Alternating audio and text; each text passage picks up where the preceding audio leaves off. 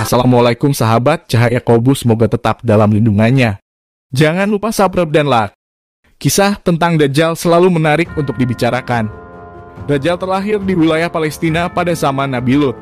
Sosok yang digambarkan keji dan mengerikan itu saat ini diperkirakan telah berumur 4.000 tahun dan siap muncul kembali di muka bumi, yang akan muncul menjelang akhir zaman. Sosok ini digambarkan sebagai makhluk yang mengerikan dan akan menghancurkan manusia dengan fitnah-fitnah yang keji, pembunuhan, dan peperangan. Bahkan disebutkan bahwa tidak ada ujian yang lebih besar dibandingkan kemunculan Dajjal. Dajjal dalam Islam digambarkan sebagai sosok dari golongan manusia yang pasti akan datang dan wajib percaya akan kemunculan Dajjal di akhir zaman.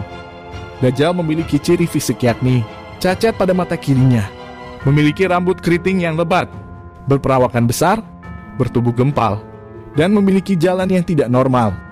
Ciri lain yang dimiliki oleh Dajjal adalah terdapat tulisan kafarah, yang berarti kafir di antara kedua matanya.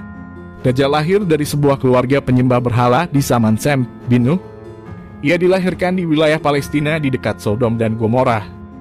Dalam keadaan cacat di matanya, sejak kecil Dajjal suka menyusahkan orang tuanya. Tidur selama 4 tahun lamanya dan tidak bisa berjalan.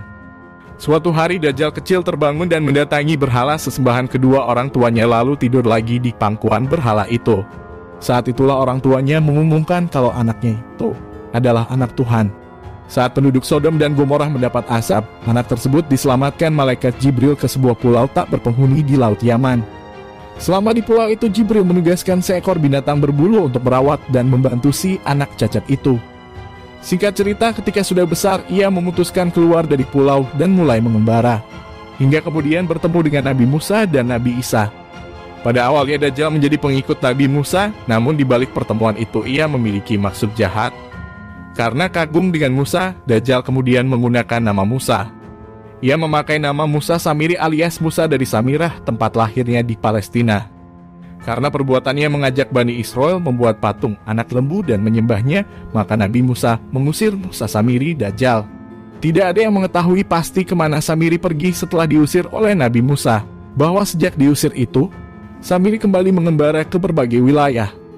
Ia terus belajar tentang sikap manusia dan mencari celah untuk menjerumuskan manusia. Setelah bebas, Dajjal kembali mengembara. Puncaknya ia pergi ke segitiga Bermuda dan akhirnya bertemu dengan setan. Ia sangat diagungkan oleh setan dan keduanya membuat perjanjian bersama untuk menghancurkan umat manusia dan memalingkannya dari menyembah Allah. Hingga hari ini Dajjal masih hidup dan diperkirakan sudah berusia lebih dari 4.000 tahun.